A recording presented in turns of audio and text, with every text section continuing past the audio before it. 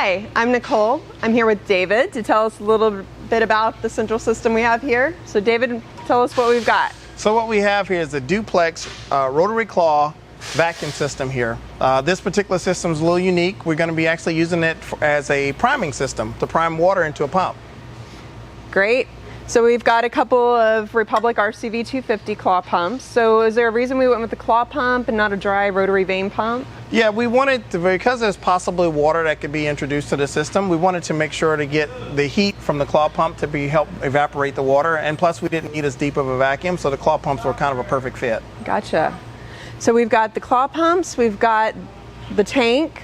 Tell us a little bit about this interface we have here. So we use our standard Republic PLC HMI interface control panel that allows some touchscreen controls there on the interface. We also added, now not the control panel, but we also added a drain port, so in case the system does fill up with water, the customer can look down there and tell it's got water in it.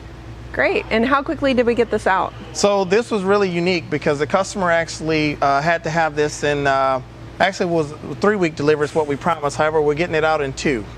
Wow. All right. Well, if you have a priming application and you need a central system, give us a call.